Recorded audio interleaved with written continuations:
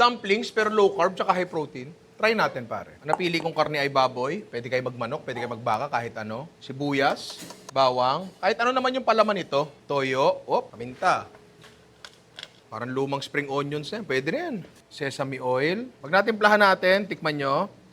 Sir, bawang. Ngayon, ang wrapper natin ay bukod kay Glock 9, itlog, pare. Yan. Scramble natin. Asin. Natin ng konting mantika. Konti lang. Kalat natin. Bubuuin natin yung scrambled egg. Maliit lang. At yun yung magiging wrapper. Ngayon natin ang palaman. So, dyan. Titiklop natin. Tapos dahil hilaw pa yung itlog na yan, maluluto yan. Ayun, lagay mo dyan sa gilid. Habang niluto, gawa pa tayo isa. Shit, bitin. Medyo matrabaho pala. Para mas marami pang itlog, ilalagay natin yung dumplings natin sa egg drop soup, pare. So may kumukulong tubig. Lagay mo sibuyas. Konting bawang. Paminta.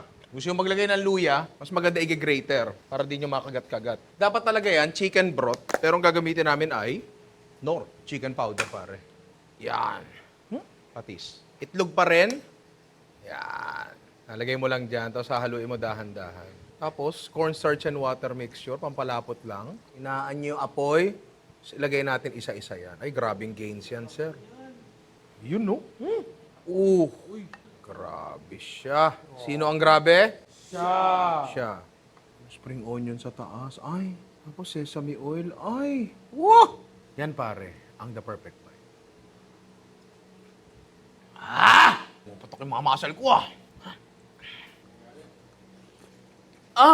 Pare, try nyo to. Alam nyo dapat nyo pa i-try? Ano? Bago design, Ninong Ray merch, pare. Tsaka eto, ang dami nag-request ng buti. Check out nyo na. Tapos andyan na rin lang kayo, mag-check out na kayo ng perfume treats, pare. I love yung mga inaanak.